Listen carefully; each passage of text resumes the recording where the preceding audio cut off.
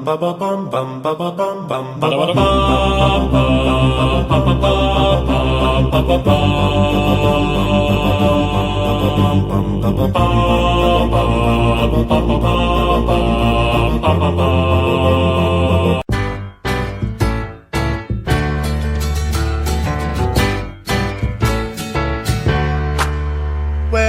back. Your dreams were your ticket out.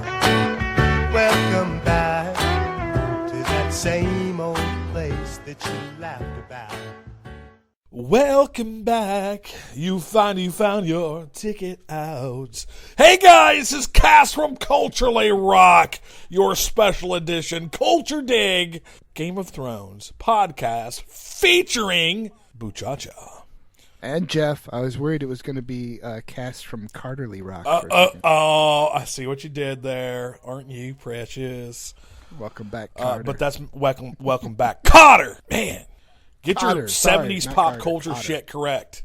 I never watched it either, but I remember seeing reruns once or twice on like Nick and Night when I was really young. Whatever, dude. Yeah, but you and everyone listening should have figured out by now that I am terrible with names. No, you're not. All right, you are. Fuck. Shit. I am. All right. I am. Anyway. Okay. So we left off on our last show talking about where our characters are. We went through some Daenerys and where she's going with the Dothraki and what her destiny hanging around in Tennessee or something. Destiny. We checked in with Mereen and Tyrion, Varys, Missandei, and Grey Worm. We talked about Arya over there in Bravos. We talked about what's going on up the Weirwood Tree north of the Wall with Bran and Hodor and Mira and the three-eyed Raven and whatever. And then where we concluded the last show was talking about what's in store for Sansa and Brienne, Pod, and Theon. So taking that as a cue, Theon that is, let's go ahead and pick up the rest of our conversation talking about what be happening in the Iron Isles. For those of you who are book readers who read Feast for Crows. Apparently your non-naminess is rubbing off.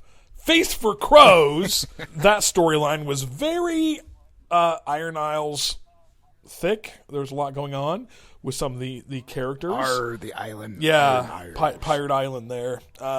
We have the death of Balon Greyjoy, Theon's father, which actually got, it actually happened, episode 2, right?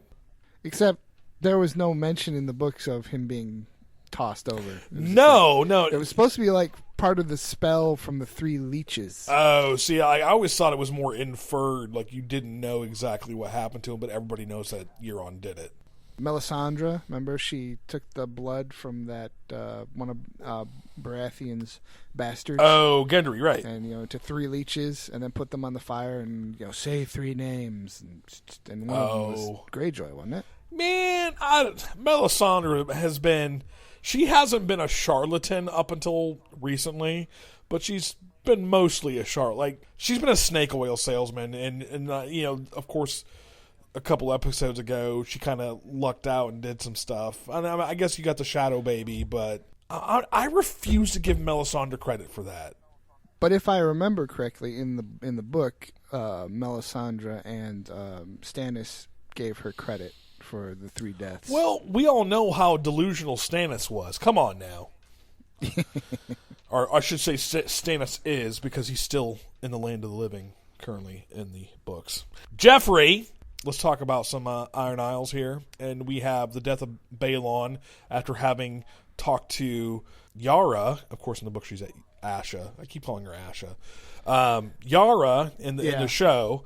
Then he comes out on that bridge, and that was weird. I'm like, who fucking crosses a rickety-ass bridge in the middle of a thunderstorm? I'm like, just stay next to the fire, chill the fuck out. Why are you trying to cross there? He meets his younger brother, Euron there. They have an interesting exchange. I actually like the dialogue which is there. Quite an unfortunate name. Euron? Euron Greyjoy. Yeah, it's a little too obvious, Jeffrey. I wasn't gonna point it out, but thank you for doing so. You are Grand Maester Pycelle's fart. We'll get to that in a minute. That was hilarious. We'll get to that in a minute. I know. The third episode, Oathbreaker, definitely did have some of the puerile entertainment, but we'll discuss that in a moment. Anyway, so Euron kills Balon, and then you have like flash forward there. You have Yara on the beach talking to whom I'm assuming to be Aaron Damphair, who is Balon's middle brother. Euron being the youngest. So she's talking to Aaron Damphair, and he's like, "Yeah, we're gonna hold the Kingsmoot, and yeah, we're gonna choose a new king." And she's like, "Hey, but my dad would want me to rule." He's like, "Fuck you! You're not ruling shit. We choose this." I want him to hold an Entmoot.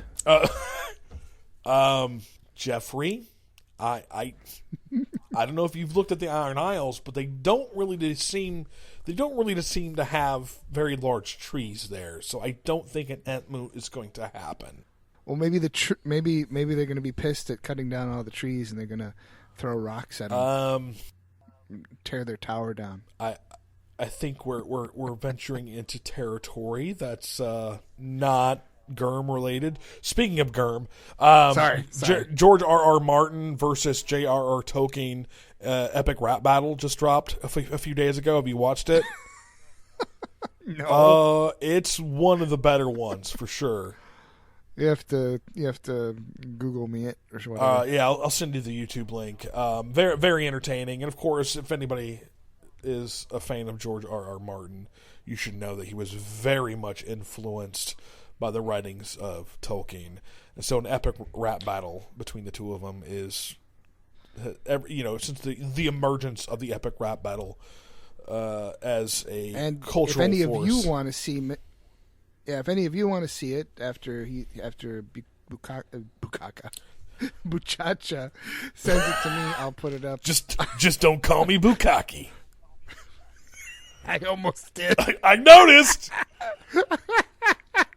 I will put it up on the kinkytauntaun.tumblr.com.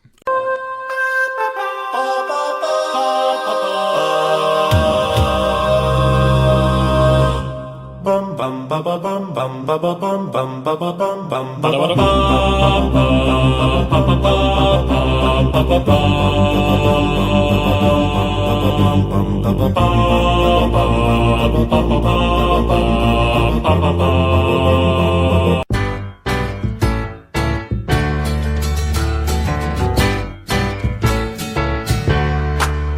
Welcome back.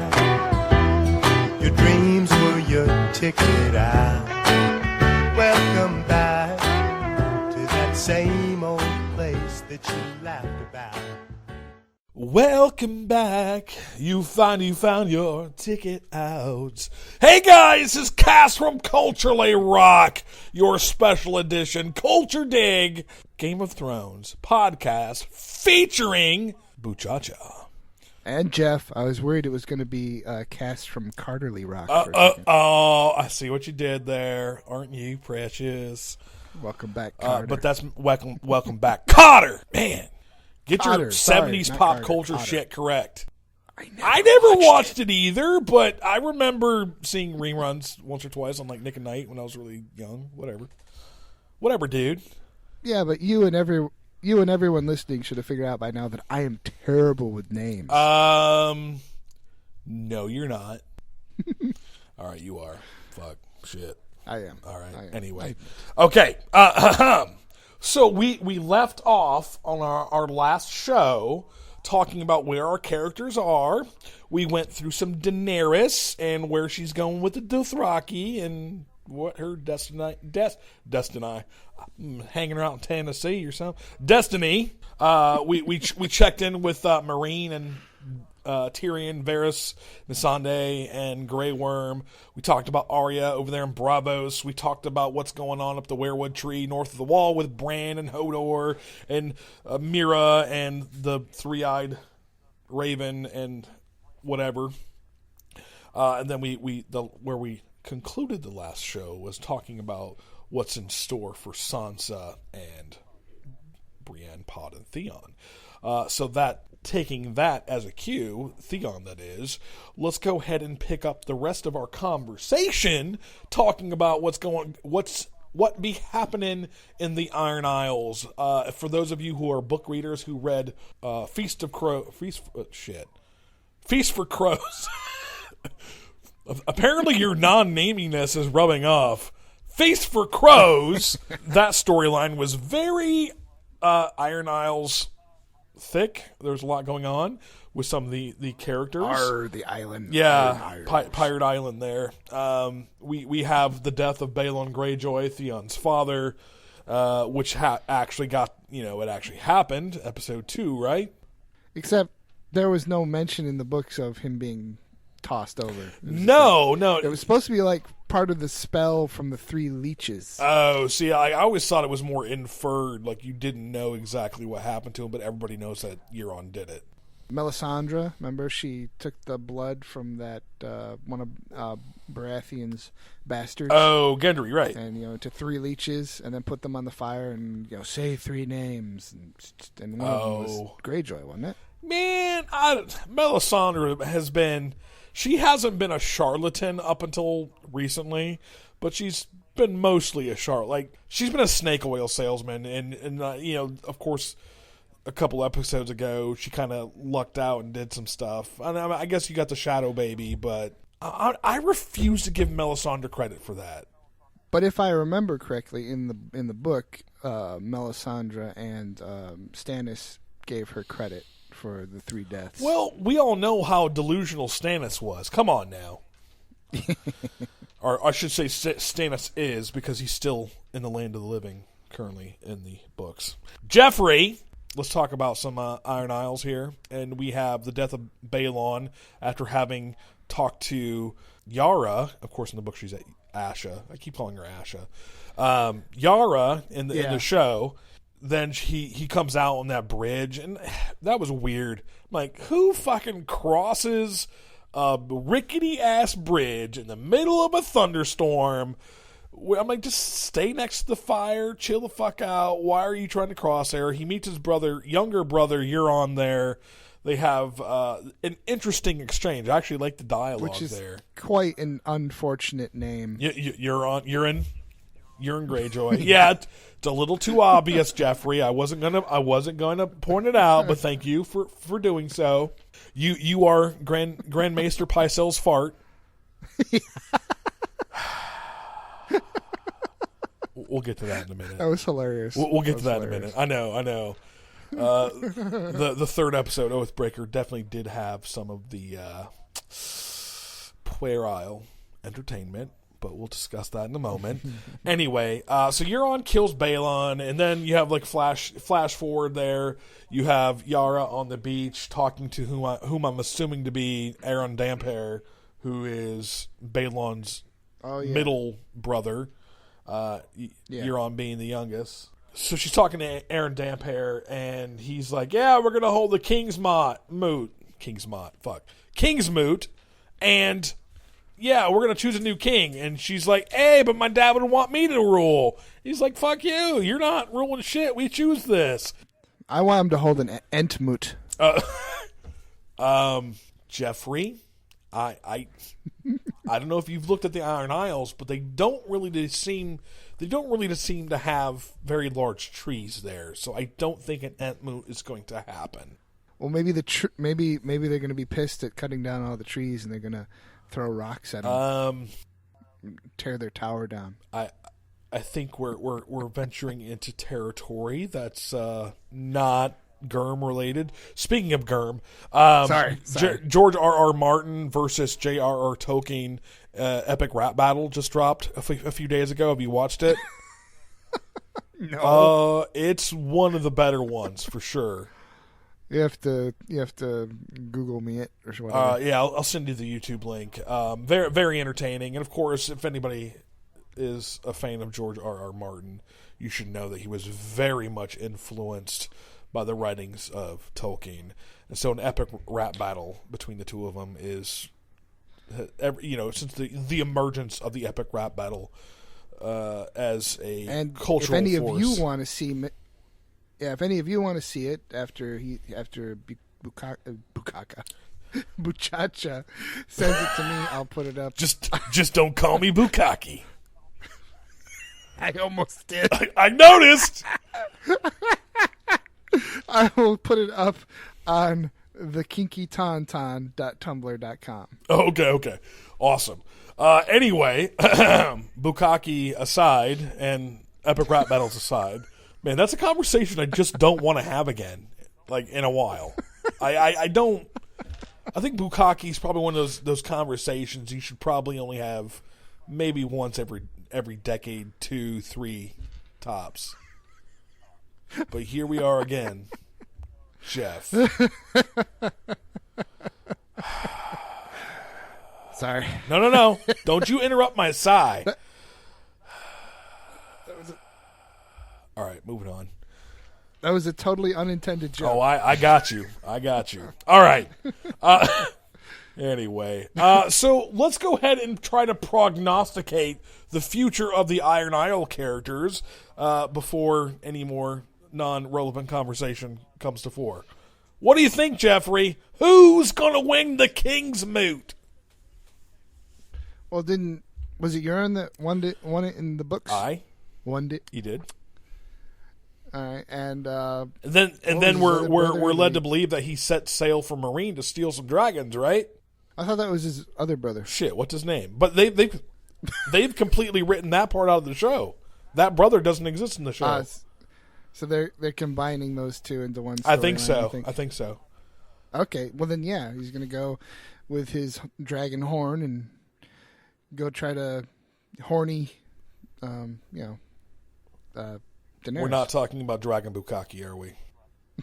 Oh my god, that would get messy. I want no part of that. Anyway, you son of a bitch, Jeff. You're a son of a bitch. What if fire comes out of that too? We're not going there, Jeff. We're not going there. This is a family show. Okay, it's not. Sorry. We can at least try to keep the pretense for like a second. Jeez, you don't have to laugh right away like I did. God. Moving on. Okay. Oh my God. What a day. So here's the thing. We know that Daenerys needs a fleet of ships. Could it be possible that Daenerys coerces the Iron Men to come to her side and she can sail across the sea to Westeros? Is that on the table, you think?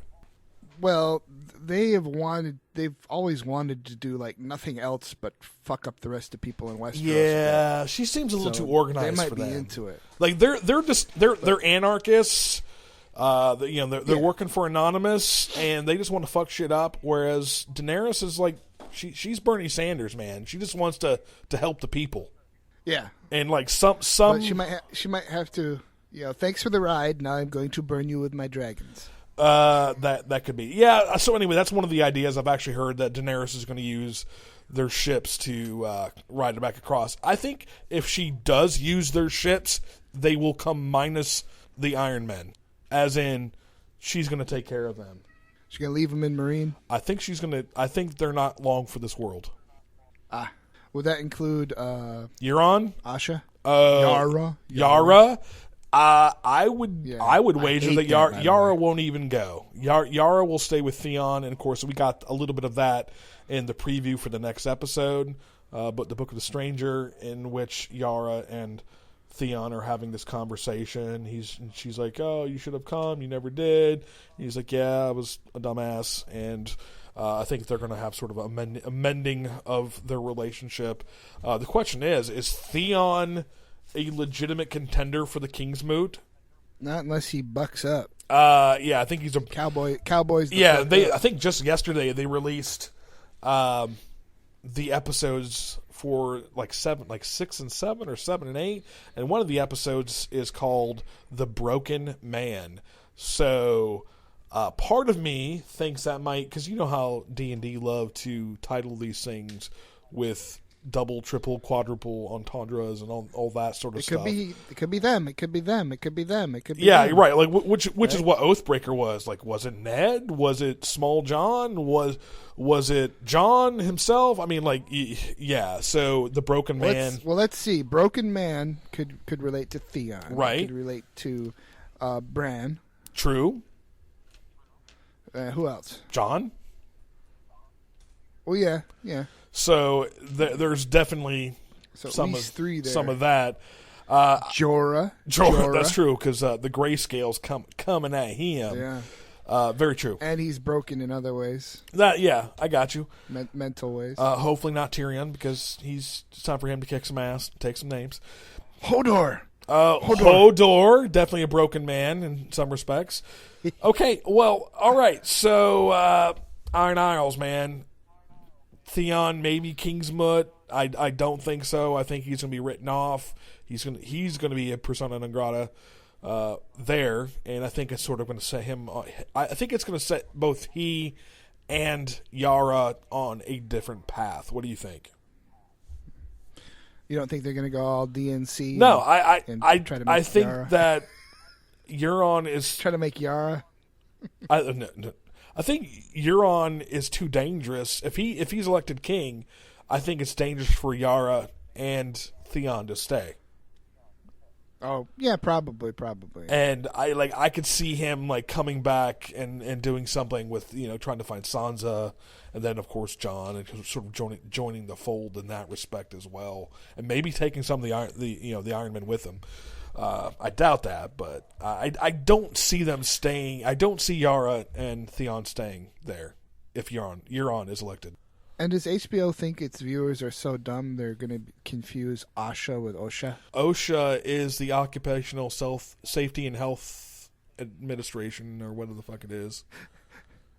I mean, I can't hear OSHA or read OSHA without thinking about that. I'm like, what the fuck is the Occupational Safety and Health Administration doing in this book? Oh. Taking care of Rickon. Giving him some Band-Aids, teaching him about chemical spills, whatever. Okay. Speaking of sprouting, that boy sprouted. Yeah, hey, we're not there yet. You save your commentary for the appropriate moment. Okay. Moving on. Oh, I see it. Is there anything else we'll say about Iron Isles before we go to King's Landing? It'll probably be similar to what happens in the book, but like you said, they've merged the two characters, the two brothers, into one. Gotcha. All right, moving on.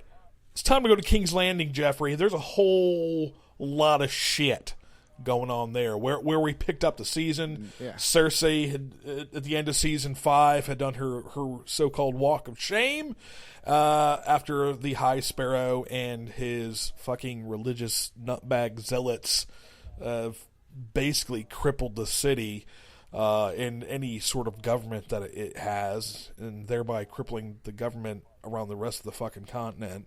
Thank you, High Sparrow. You're awesome. Hashtag. Yeah. Hashtag you're a nutbag. We just have a problem in general with religious leaders. No. And that's the thing. Like, I wanted to like the High Sparrow. I did. But he's an interesting character. Yeah. For sure. And like I want to compare him to Pope Francis in some ways, and besides physically they look remarkably similar. But like, you want him to be a force for good. Yeah. And I have a lot of respect for the current Pope on a lot of issues, most of them actually. And I think he's probably the best Pope we've ever had. Yeah, and as far as the direction that's going, I wanted to believe that he wasn't an analog for Pope Francis, but when he sat down with Tommen and his little sept, that's when I knew he is a manipulative, conniving fuckface. Oh, I figured that out when he had his talk with Cersei. Well, that too. But everybody I mean, okay. I gave him a pass because Cersei's a cunt, okay? Like, you got to play Cersei, right? Like, you got to play her a certain way for her to respond the way you need to. She only knows manipulation, you know what I mean? So, like, I kind of gave him a pass for that. And then, like, I kind of got a little bit more of a clue in episode 2 when Jaime is in Baelor's Sept, over Myrcella's body, and like this dude is manipulating on all cylinders because he took down Cersei using her pride, okay?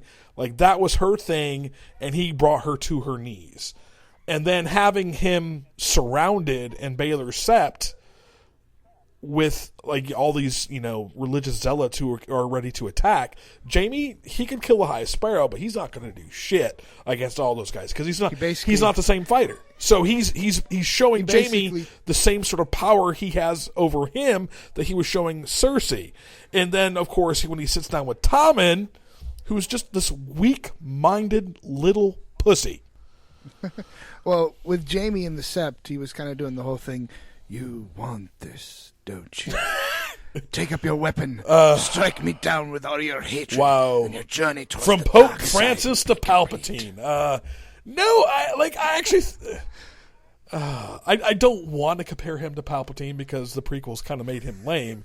But I guess in some respects, yeah, he's conniving and he's manipulative. And what makes it worse is, like, I think he's perpetrating his manipulations based on his blind faith, and that's what makes him like almost like I'm getting the impression, like, I'm starting to feel just as fearful of the High Sparrow and what he's capable of as I am the White Walkers. Well, I was thinking with the whole Jaime thing, like, I bet he knows how to fight and is lying. Oh yeah, you can just kill me. No, I know we can stop you. Yeah, because you don't know his backstory. Yeah. He could have been a badass, and he might be able to hold his own against a one-handed dude who can barely fight with his left hand. Might have been a hedge knight. Very, very true, very true. So there is that, and of course, I'm not saying that the High Sparrow is as scary as the White Walkers, but man, what do you do? I mean, like, they're almost the same coin, man, just different sides. When these blind adherence to faith and religious zealotry very much mirrors our current times with fundamentalist terrorism and things like that. I think that they're drawing that parallel on purpose and showing us this Westerosi version of it, and it's frightening. Like, if you've got the White Walkers coming from the north, and you've got this blind religious zealotry coming from the south, like, what's going to happen? Do you actually think he's blindly religious, or do you think he's, like a lot of people, he's using the religion for power? No, that's the thing. I don't think he's Palpatine, where he wants personal power, personal ambition. I think the High Sparrow wants everybody to come to Jesus. The seven-pointed Jesus. The seven, not Jesus. The seven-pointed Jesus. Which, of course, is absolutely terrifying to me as well. Tommen, a bit of a pussy here, Gullible. guy. What do you think? As hell. I think he's weak-minded. Seems like a sweet kid, yes. But he's easily manipulated. Cersei doing her thing, and Marjorie doing her thing, and now the High Sparrow doing his thing. What happens to nice people in Game of Thrones? They end up getting buying the farm, man. Like, just straight up. He's destined, according to the prophecy that Maggie the Frog told Cersei.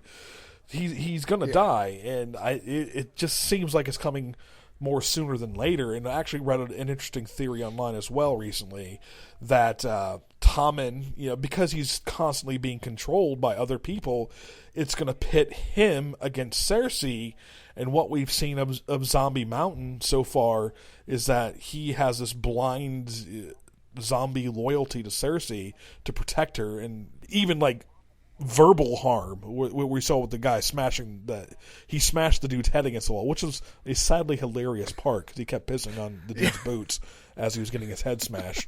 Whatever, but like I can see Tommen and this is not my idea, but I really dig it. It's one of the theories I've read that I can buy into. Tommen and Cersei are going to have a falling out, and it's going to be Tommen insulting Cersei, and zombie Gregor Clegane is going to smash Tommen's head against the wall. Interesting. And the whole crown of gold thing. He's already wearing a crown of gold. But that was about the hair. Imagine that. That was about the hair, I think. Yeah, I basically saw the prophecy as none of them will live old enough to go gray. True. Anyway, so Tommen taken out by Zombie Mountain, perhaps. Although what they're setting up in the short term, according to the story, is the trial by combat with Zombie Mountain versus somebody from the Faith Somebody Militant. who's going to get his ass handed to him. That brings up another theory, Jeffrey. Have you heard of Clegane Bowl? That it's going to be brother against brother. The mountain right. versus That the Hound, in fact, did not die. He was found by a religious order of silent monks or whatever it was, took a vow of silence, yada yada, and that the person who's going to be fighting for the faith is in fact going to be the Hound. What do you think about that? I guess it could happen, but the Hound going all holy, I mean that's a tough one to swallow. Yeah, I agree. And Lancel, the page who poisoned the king, who used to sleep with Cersei, yada yada, who's now a member of the Faith Militant, he's a viable option to fight in. Wasn't this, he fairly skilled in the tournaments? I think so. Yeah, I think that's accurate. But I don't know. I actually I don't know what to make of this. Although I dig the Hound's character. Oh, yeah. I want to see him again. I just don't know if I want to see him again in this capacity as being, like I said, one of these religious people. And he might not be in it to be religious, but just to finally take care of his brother, even if he is a zombie, I think is appealing as well. Maybe anyway, he'll do the whole, setting his sword on fire thing to show that he's not afraid of fire anymore. And you burned me, you fucker, and I'm going to burn you. Ooh, yeah, maybe. God, maybe. I don't know. Anything else we want to say about our King's Landing group? Well, you have in your notes, why has Kevan Lannister done nothing to teach Tommen? Oh, that's right. We forgot about the small council scene in episode 3, where Kevan Lannister, Grand Maester Pycelle, is just sitting around bitching about Zombie Mountain and what a travesty he is when he walks in, and then he farts. But it definitely seems like they're not concerned with doing much of anything for the good of King's Landing, let alone the west of Westeros. Well, after that scene, if I were Grand Maester Pycelle, on the way out of the small council meeting, I would have said to the mountain, "Pardon, Sir Gregor, not if you're still in there." I can't do Pycelle, apparently. If you are still truly yourself, I apologize and rescind my earlier statements. I worried only that they may have stolen your mind from you, a state which no one should need endure. Apology accepted, Captain Nita. Maybe. So he still strangles him. Yeah. I the whole part, it was definitely it was a foreshadowing about when he talks about, well, maybe you should just have them murder us all. I'm like, oh shit, that's a likely scenario. Maybe. How much do you not like Grand Maester Pycelle? I actually like him. I think he's hilarious. Oh yeah, he's hilarious. But he's not as smart as he thinks he is. I think he is. I just think he's an opportunist. He's an opportunist. He's only out to serve himself. Pycelle is only in it as far as he can see. I guess it goes with what you're saying, where he's not very smart. I think he's intelligent enough because you had that earlier season where he's basically admitted. It shows him crippled. being a spry old guy. Right. Well, no, I think he's smart. I don't think he's as smart as he thinks he is, though. Yeah, that could very well be the case. That could very well be the case, and I think I think you might be onto it. Yeah, I think that he might just not be as into his plans as he. And the little fart, the little fart was hilarious. Yeah. Hey, old people have loose sphincters, okay? Those things just squeak out. You just offended our old listeners. No, it's true. I mean, dude, I remember like sitting I was in New York, just sitting on a bench one day, and I'm just like chilling with a friend of mine, yada yada. This old lady just kind of walks past us, and I'm like, what the fuck? That old lady just farted like that. And she turned around. Like, if I were her, I wouldn't have even turned around. But, like, when she turned to look, she looked mortified. Like, it just snuck out. Like, her ass cheeks betrayed her. And it was funny because the friend that I was with, he's like, oh, yeah, old people have loose sphincters. Like, he knew. And, it stands to reason. The older you get, they're not exactly exercises you get for your sphincters, right? Well, who was it in the book that was always farting or belching or was it, I don't know, I can't remember. Maybe it was just coughing. I don't know. Anyway, we haven't really talked about Qyburn at all. What do you think about Qyburn and taking over his little birds, Varys' little birds? He seems pretty on the ball. He seems pretty smart.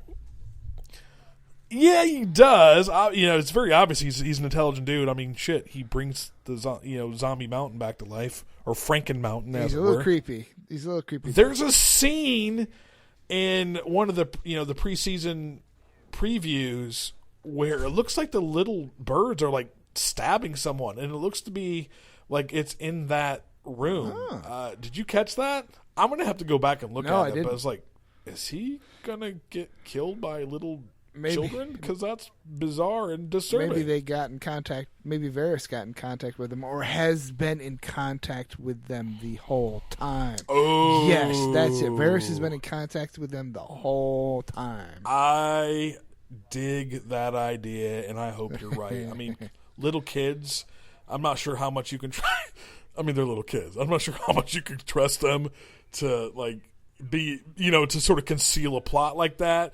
But if they're able to, then damn it, I really like that idea. It's they're his little birds. They're already his spies. So, and he obviously knows how to work them. So, and I hope there's a lot more going on. Let me rephrase that. I hope there's not anything else going on besides sugared plums. I hope it's more sugar plums and less juggle plums. So you think Qyburn's a kitty toucher? No. I think I don't want to believe that Varys is. How about that? Oh, I don't think so. If they want to say that Qyburn is, then you go right ahead. A creepy motherfucker. I like Varys. Qyburn's already a creepy motherfucker. So I like Varys too. Yeah, and I love the moral complexity of Varys. He's one of the besides Littlefinger, I think they're both just really rich characters that we've only sort of seen the tip of the iceberg. We haven't seen Littlefinger thus far, except for in this preview for the next episode where he's talking to Robin, Aaron, and somebody else, I guess, in the Vale. But Littlefinger and Varys, they're sort of the same kind of character, and I like them both. I think they have a lot to offer the drama of the show, and I'm just hoping that we're able to cash in on that before things get too I loved Varys' little speech about torture. It's like, some people deserve torture. And then after that, so basically, and he went on to say, but it doesn't work to get you answers. So basically he's saying some people deserve torture because they deserve to be tortured. That's it. Like the guy who gelded him. He had him in a box. Yeah. Yeah. I'm sure he tortured that guy. Didn't ask him any questions, though. The showdown between the Faith Militant and everybody. Will Tommen die? What kind of chaos would that throw Westeros in? And I wondered, what if it leads to Marjorie's death? That would unite the Lannisters and the Tyrells. And have a second war against the Faith Militant. I think they're already kind of going to do that anyway, whether or not it's at Cersei's behest. Because there's that scene from the preview where Olenna's like, she's going to get up in front of everybody and confess. We can't allow that to happen. I think that's the impetus for them to all get together, at least for the time being. And if Marjorie died, would Tommen commit suicide? Ooh, that's interesting. Maybe. I don't know. Like, I don't think it's going to shake out like that. I mean, it's hard to tell. It's hard to tell with that particular point. I think Marjorie, she's sort of becoming a Black Widow, where everybody she's getting with is dying. Yeah. Well, I don't know. We'll see. Okay. We'll see. I'm not prepared to answer that one. Okay. Anyway, moving on. Taking the fifth. Sam and Gilly. Hey, we've only seen a few minutes of them so far this season, where they're on the ship going to Old Town, and we get this exchange like, "Hey, by the way, I'm not taking your skank ass to Old Town. I'm taking you to see my family and hang out there. Well, you'll be safe, even though my father's a dick. My mom and my sister are cool." Yeah, it's like, if I take you to Old Town, you'll end up being a prostitute. That's not good. So, like, at least at Horn Hill, little Sam and Gilly will be safe. So apparently we're going to get that the conflict reunion between Sam and his father, most likely. Yeah, that's true. But it also sort of tells us that Gilly and Sam are going to be disappearing from the show, I think. Oh, really? I mean, we're not going to be checking in at Horn Hill with little Sam and Gilly. They have nothing to offer the greater narrative. True. But later, maybe. And you know, Sam is going to go do his own little training montage up at the Citadel in Old Town. So it just, you know, I don't want to think that they're writing the character. They're casting them aside for the time being. Much as they did with Bran and Osha and Rickon. Right. And yeah, like, I think we might see them later on, and I think they're kind of they're going to be sitting on the sidelines for a little while Sam does his Citadel training, which apparently is supposed to take many years, but whatever. He's a smart guy. We'll see what he can do. It was weird seeing that scene after reading the book. What do you mean? Different. You know, Gilly's like smiling and all happy. No, she was not happy. No, because in the book she lost her baby, man. Yeah. So she's not. Yeah, whereas this is completely different. Yeah, John switched out Mance's baby with her baby, so Melisandre wouldn't bleed Mance's baby for spells. Right. Babies. So, is there anything I think that's our prediction. Sam and Gilly are going to be on the sidelines for a little while. Yeah. Probably until the climax of the series. Towards the end, yeah. All right. Exactly. We're getting to the nitty-gritty here, guy. Ramsay, Winterfell. We have Roose getting robbed. I thought you didn't like puns. I don't, but I couldn't help myself. If anybody paid attention, Roose Bolton was murdered by Ramsay in almost the exact same way, camera angles and all, that Roose killed Robb Stark at the Red Wedding. Yes, exactly. So when I say he got robbed, that's what I'm referring to.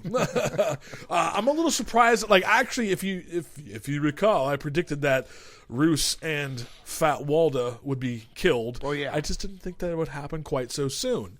Like I said, I thought they would be the ones who would be flayed and burning on the crosses in that one part of the preview. However, no, it probably isn't Roose and Fat Walda getting burned and flayed on those crosses. And we've been told that the people on those crosses are going to be familiar characters. So we can talk about that now.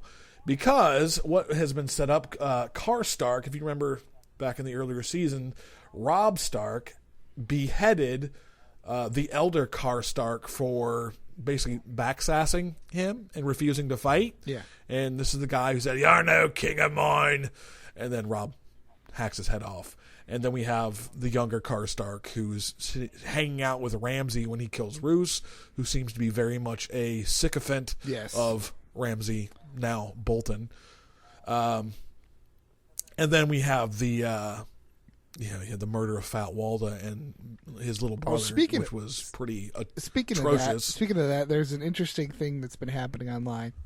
They got more shit about killing Shaggy Dog than they did about a baby getting eaten by dogs. I don't know. No, see, I've read a lot of shit about.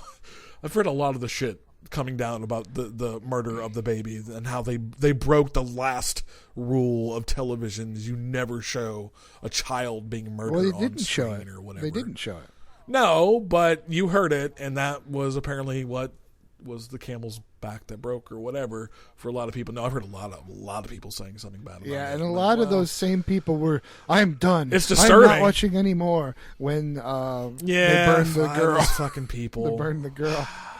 We are politically liberal individuals, but some of that shit is just going too far, and people need to get the fuck over themselves and realize that while we don't want to see it or hear it, I didn't want to hear it, but it is what it is, and I know full well that it's fiction. It's a period piece. Even if it is fantasy, it's a period piece.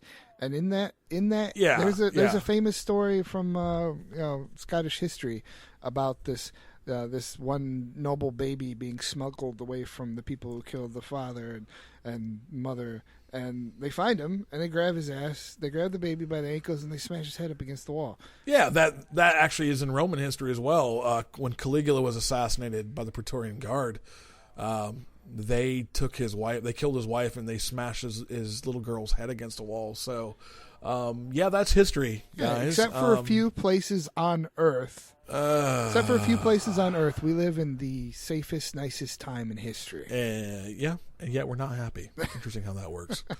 So Small John presented the apparently 6'8" Rickon Stark to Ramsay Bolton. Did that kid grow up or what? Yeah, God, he sprouted like a motherfucker. The actor's name is Art Parkinson.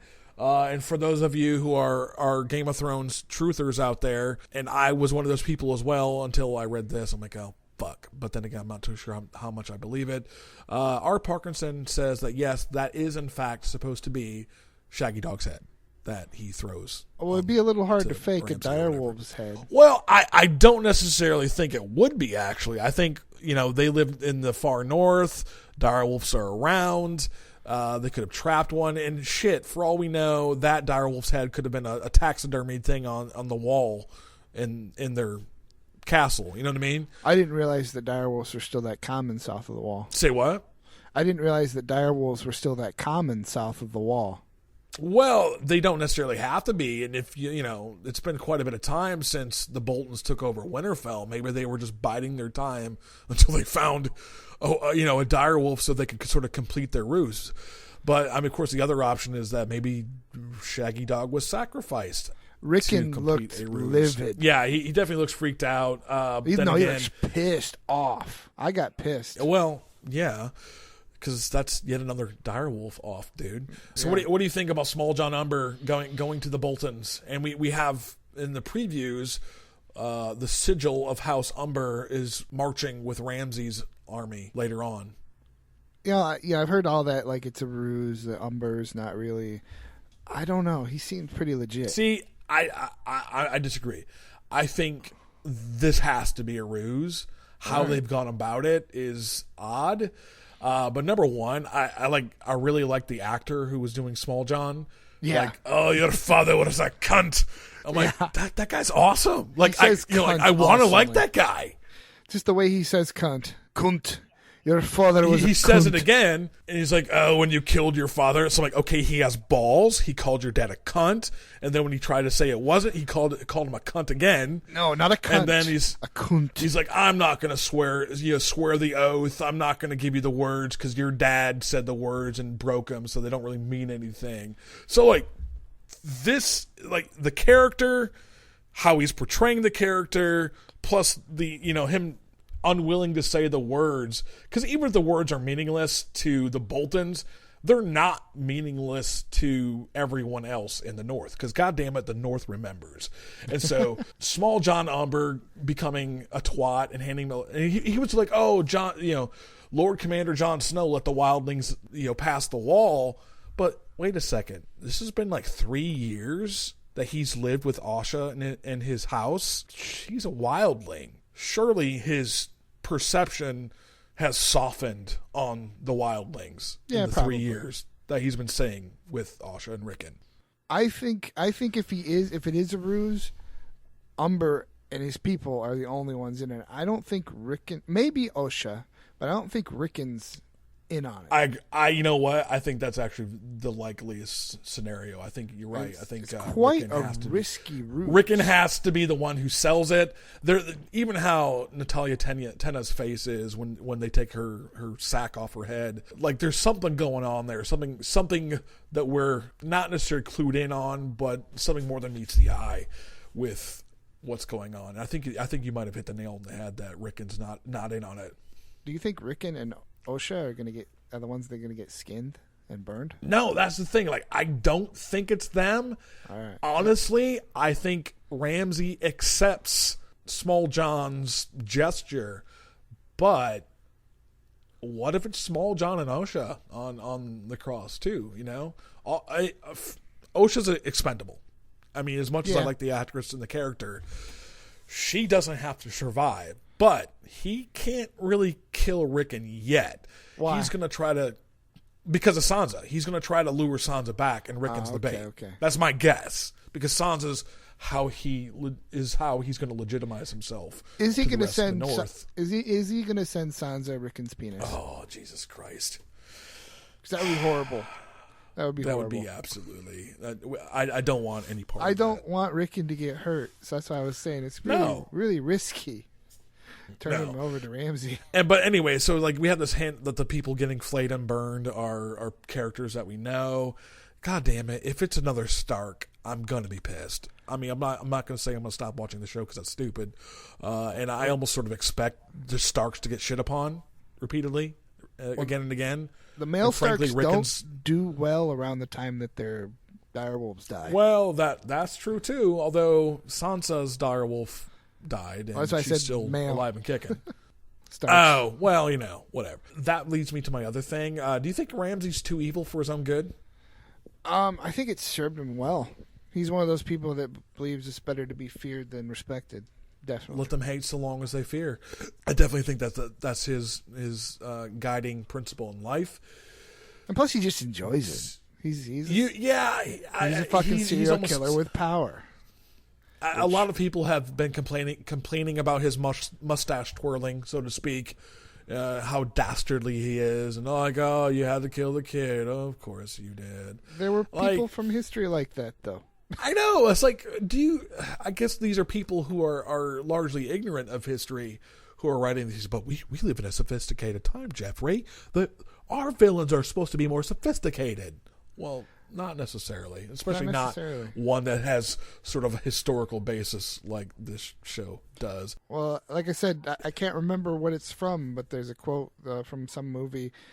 Anyone who ever got a statue built of him was one kind of a son of a bitch or another. Yeah. Anyway, so like I think that as long as he's doing it for something other than to fulfill his psychopathic needs. Like if he killed his little brother because that was a potential rival and heir.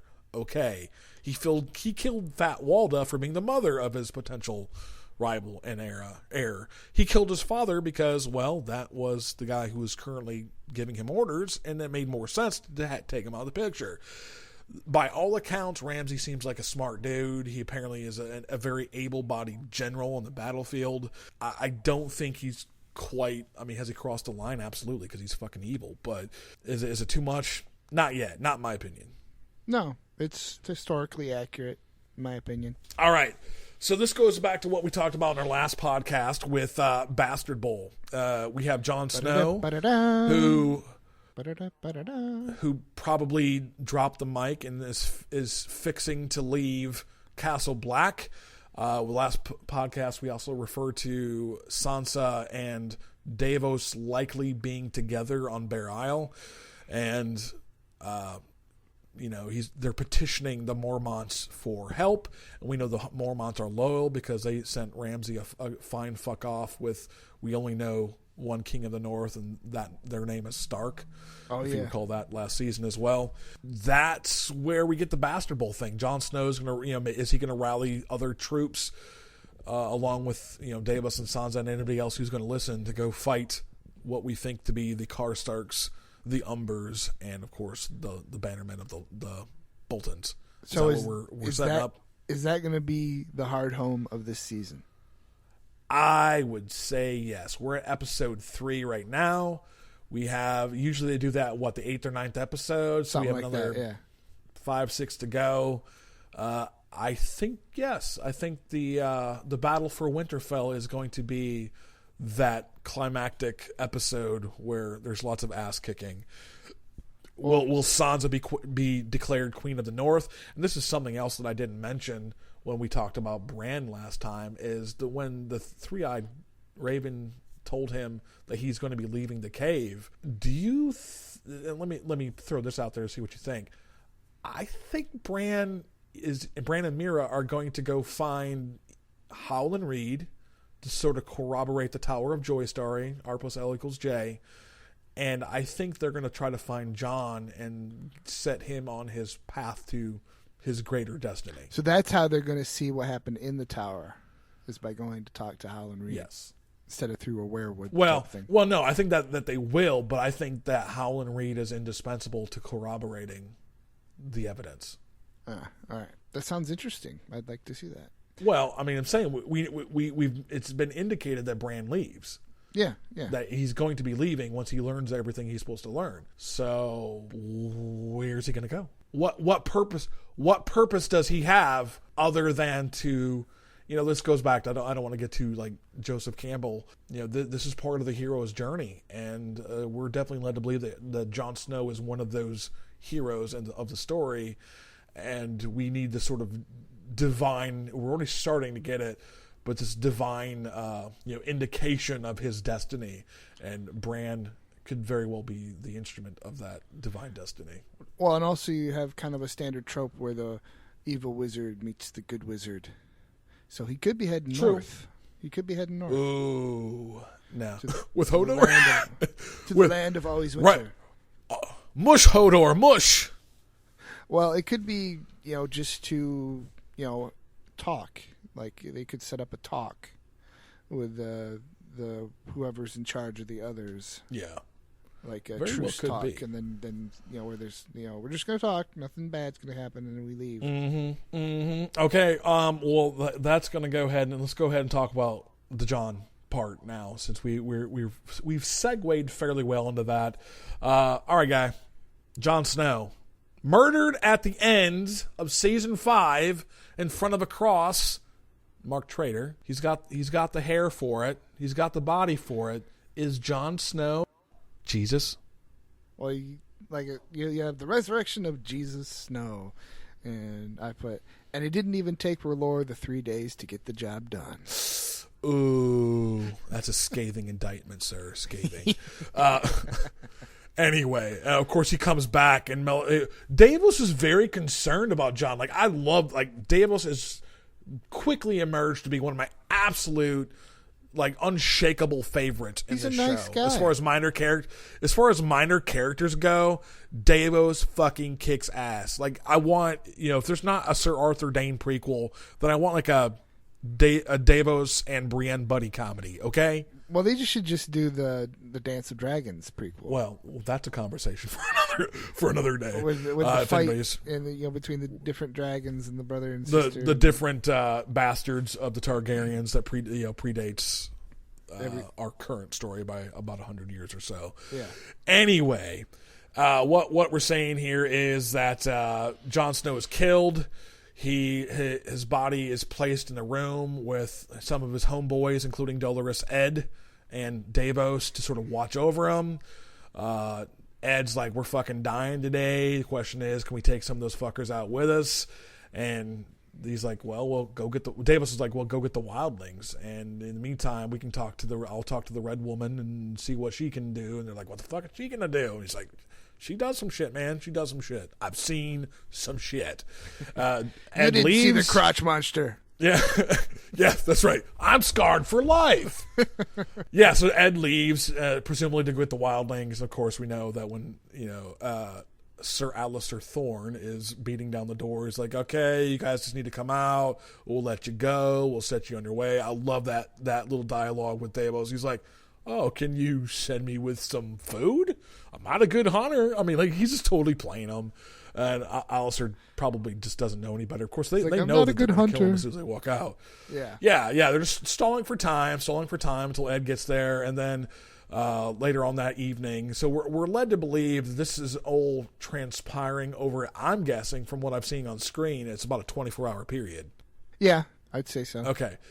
So on screen, they're beating down the door, breaking the door, and then all of a sudden, fucking 1-1 rolls in. Love 1-1, love 1-1 in the books. And have they mentioned of course, in the his books. name in the series? Yes. Okay. Hardhome, Tormund calls for 1-1. He's like 1-1 to the sea, and of course he says 1-1 again. I think in that episode. Tormund, rescues everybody, and you think that there's going to be like a throwdown between the wildlings and the Night's Watch who remain, and most of them they throw down their crossbows and swords. They're like, no, we're dead. We're And good. why? And why? Because someone fucks up and shoots 1-1 with a crossbow in the shoulder. Some he- dumbass, yeah. And he grabs him by the feet and smashes his head up against the wall. Yep. Just Yep. like, there, done. Who's next? Done. And I was like, Yep. I'm not next. I put down my sword. 1-1, don't put up with no shit from nobody. And, of course, we get Davos and Melisandre and Tormund inside that room trying to resurrect Jon. And it happens. And we also get to learn about how Melisandre is much, much older than indicated. Although we've had those hints before, we just didn't know that there was a physical aspect to it. Jon Snow's he's alive, and she's very much concerned with what he saw, and he's like, nothing. It's just space, man, and dying sucks. And then I tried to do the right thing, and I was murdered for it. And he's got this new lease on life, and he's coming out like he seems very much like himself. Although he's got an attitude to boot. I think he is going to very much carpe diem. How about that? Do you think those wounds will ever heal? That's the question. That's something that we're not really ever sure of. Like, did Beric Dondarrion ever heal from his wounds? Well, he said every time he came back, he was a little bit less. Right. In terms of mental faculties, yeah. But did his wounds heal? Is he a zombie? Is that what he is? I mean, will Jon Snow ever heal? Will he ever? I mean, here's what I think. He's breathing. That's one. I mean, if he were just some zombie, he wouldn't breathe. I think that when Melisandre was performing her thing, I think she was sort of healing him, if that makes sense, even if it's not explicitly referenced. And I think his pallor is fine. He looks like he's alive. I think everything, for the most part, besides his newfound mic-dropping attitude, is all good to go. Yeah. Well, What do you think about his... What? Well, I was going to tell you. I prepared a little statement. Oh yes. Is this an open letter to Melisandre? This is an open letter to everyone. Beseeching to see her boobs yet again. But not without the necklace on. Please. Yeah, please. Necklace on only. I think Jon has finally realized the flaw with oaths. Because of his oath, he was made to sit idly by as his family was killed one by one. Then he made a tough call about the wildlings in order to do his duty of protecting the realm from the others. Yep. Then in order to do what they thought was right, some of his fellow black brothers broke their vows and killed him. Uh-huh. Jon realizes that a vow can make you do good things or bad things. According to what Alistair was saying, is like, I thought I was doing my like, that's the thing. Your blind devotion to duty and oath, like that, I guess that's what you're saying, is what fucked things up. And so I don't see Jon becoming Machiavellian like Littlefinger. However, I think he's definitely ready to change some things and fight for those he loved, those who remain, because he's seen everyone that he loved from his life basically killed. The only ones that are left are Sansa, whom he never actually got along with. If you even look at the first season, like they didn't really communicate very much. Arya, who knows where she is? I mean, hopefully Sansa will fill Jon in that she's alive and well somewhere, even though if they don't know where she's at. And that's going to further spur him on. And if he meets up with Bran at some point and is sort of offered the fulfillment of his destiny, I mean, how much further is that going to take him? Yeah. Well, let me finish my statement. I was going to get into yes, some of that. Go. Sorry. That's okay. Let me finish. Okay, I'm finished. No. Jon realizes that a vow can make you do good things or bad things, or through a vow enforced inaction, allow bad things to happen to good people. Jon realizes that from his father doing his duty by going to King's Landing and getting beheaded for it, his brother getting killed in a similar way that he got killed himself by people who had sworn to an oath to his brother at the Red Wedding, to his own, like I said, and also to his own shanking by people who'd sworn an oath to obey his commands, that to evil people a vow's only as good as long as it's useful, and that vows can be traps that force only the good down paths that are better left untrodden. Doing the right thing, regardless of vows, is the most important thing, and Jon will no longer be subject to such shackles. Well said, sir. Bravo. Thank you. All right. Any parting words for where we see Jon's story going? I think he's going to try to save what's left of his family.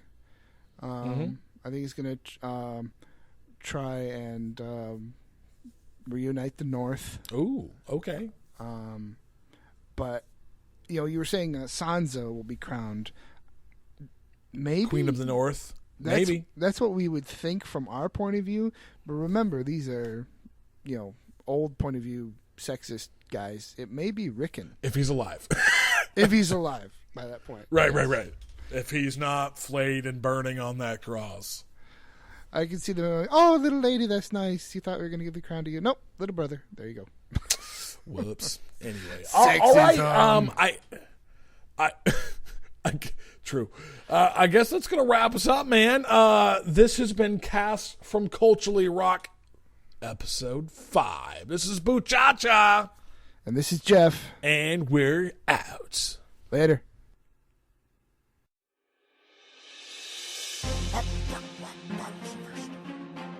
George R.R. Martin. J.R.R. Tolkien. We got brace yourself. Gather up your trolls and your soldier elves. And your ents and your orcs and your wargs and your stings, your dwarves and clam drains. Cause there's a new literary lord in the ring. My readers fall in love with every character I've written. Then I kill them. And they're like, what did he do? All your bad guys die, your good guys survive. We can tell what's gonna happen a page in age 5. You're all seeing how to find some sex in your movies. Ditch the Goonie and cast a couple boobies. There's edgier plots and not David the Gnome. Your hobbit hole heroes can't handle my throne. Kings, queens, dragons, dwarves, horses, fortresses, magic and swords. You have my whole shit, you uninspired hack. You want a war, George? Welcome to Shire Rock. In book sales, you got nothing to say. I'm number 1 and 2. You're under 50 shades of gray. I got the pros of a pro. Your shit's subpar. You're a pirate. You even stole my RR. We all know the world is full of chance and anarchy. So yes, it's true to life for characters that die randomly. But newsflash, the genre's called fantasy. It's meant to be unrealistic, you myopic vanity. I conscientiously object to what you're doing on these beasts. I'll cut you like my teeth on Beauty and the Beast. You went too deep, Professor Tweed Pants. We don't need the backstory on every fucking tree branch. I cut my teeth in the trenches of the Somme. You locked your Santa Claus ass through Vietnam. Man, it's hard for me to take criticism on clothes. From a dude who sends a raven to say hi to his toes. Man, your fat jokes are worse than your pipe smoke. My show's the hottest thing on HBO. I'm rock and roll, you're a nerdy little nebbish, and I may be dirty, but you got a hairy foot fetish, dog. Even the names of your characters suck. Got buffers and buffers and brandy bucks. I got a second breakfast for all them goofy fucks. Lift up my gut and teabagging's my nuts. C.S. Lewis and I were just discussing how you and Jon Snow both know nothing. Because the backstory on my box office is billions. Got my children making millions off my silver.